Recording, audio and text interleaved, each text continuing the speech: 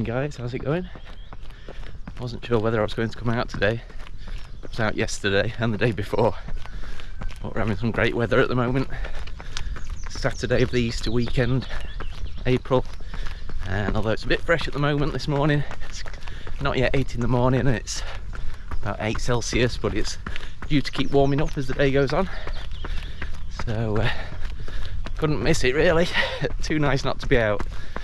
So I'm just going to do a bit of practicing for lesson 2 of the pose running method, where we practice the running pose itself.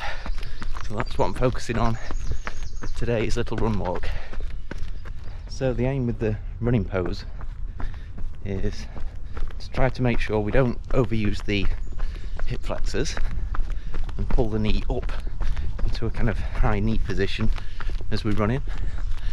That tends to overwork the hip flexors, tire those out prematurely, and also ends up with the foot being in front of you, with potential for overstriding and heel striking.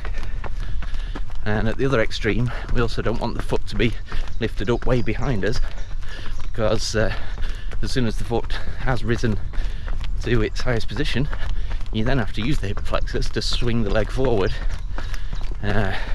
which slows down each stride and also leads to overworking of those muscles. So what we're actually aiming for is to use mainly the hamstrings to gently pull the heel up under the hips. So the knee angle shouldn't be too high, just high enough so that you've pulled your heel high enough for the rate at which you're running, and that's it. The hamstrings tend to be doing most of the work. The actual forward momentum is gained by pushing your hips forward of your centre of gravity so that you're falling and then catching yourself with each stride.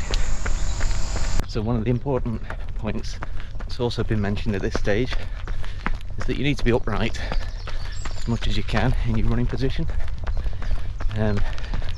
Some of the lesson notes get you to kind of try running on the spot and then try and doing the same while you're leaning forward from the waist or leaning back from the waist.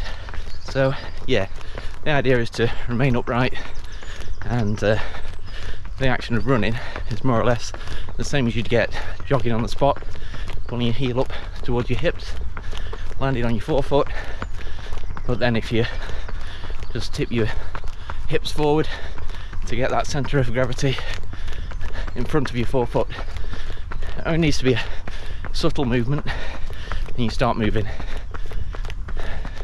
Bit of a steep hill this one. Took my daughter out yesterday for her first little trail run. She's only 6 years old, and we did a bit of running, a bit of walking, went along the nature reserve, and of course we had to stop for a long game of poo sticks on the way home. Managed to invent our own version of it, where rather than just dropping the stick off the front of the bridge and then running to the back to see who comes through first, we would run further upstream, throw the sticks into the river, and then run back down the trail to the bridge, and then wait to see who's appeared first, got to the bridge, and then came out the other side. So it was a bit of a longer process, but it was great fun. Some of the throws we made were a little bit off target. We had to avoid overhanging tree branches. There were some kind of stones and weeds in the river that would tangle your stick up given a chance. So yeah, we had to be quite a good shot to actually get it into the clear water. So we had some fun times laughing at how bad some of the throws were. So yeah, I don't know whether she'll do any more trail running with me, but she seems to have a good time. I enjoyed it as well.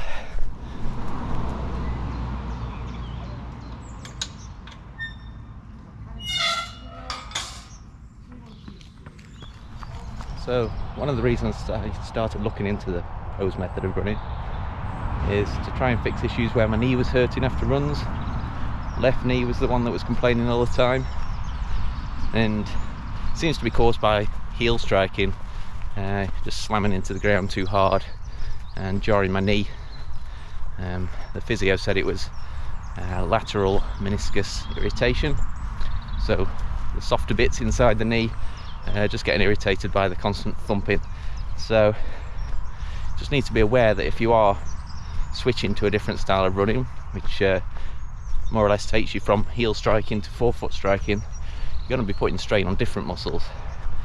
So if you watch Safe Motion's videos, he's done one recently and he points this out quite a lot really, where you're just going to be switching to putting more strain on the Achilles and the calf. So just need to be aware of that, ease into things gently, pay attention to if your calf or your Achilles are hurting at any point, and obviously ease back, do some rehab or prehab on there. So yeah, that's just fair warning really. If you do suddenly change your style, and yeah, your body needs time to get used to it. You need to make sure you're strengthening the relative areas, get your calves strengthened, and yeah, use your common sense really. Having read ahead in the book about pose running, and yeah, just gone through everything once just to see what it's all about, there are hints and tips on how to vary your form slightly if you're going uphill or downhill. One of the key points about running downhill is where he recommends not lifting your feet off the floor too high, just barely enough to clear the ground, and just taking short steps, short quick steps. And I've been putting that into practice when I've been out on the trails and running downhill, because those downhills used to do my knee in quite considerably, dropping from a greater height with a relatively straight leg. I didn't like that. But just keeping your feet close to the floor, short quick steps, just pulling your heel up just enough to clear the ground, seems to be working for me at the moment, so I'm happy with that. And uphill running seems to naturally improve your form. Your forefoot tends to make contact with the bit of ground in front of you and above you, and yeah, it's just a lot easier to maintain what we're now calling good form based on the pose method. So it's the downhill that I've had to kind of practice following the guidance, and it seems to be going well. If you've seen a few of my videos where I'm running around the trails of Chesterfield and the Derbyshire area, you definitely want to see some of Jace Lambert's videos. He's renamed his channel recently to Bald Man Running. Wish I'd thought of that. But yeah, he's done some epic trail runs just recently, out on the edges in the Peak District. He's training for a race up there. I think it's the 9 Edges, could be wrong there. But yeah, he's taking each section in turn, and the views, yeah, you won't believe it till you see it. But I'll put a link to Jace's channel, Bald Man Running, in the description so you can check it out. So if you've enjoyed my thoughts on lesson 2 there, the running pose, why not check out lesson 1 where I talk about the foot, all about landing the right way, and give a demonstration, a bit of a form check so you can see how I was running compared to how I'm running at this point. So yeah, feel free to check that out guys. Please like the video, comment down below for a chat as always, subscribe if you haven't already, and see you next time.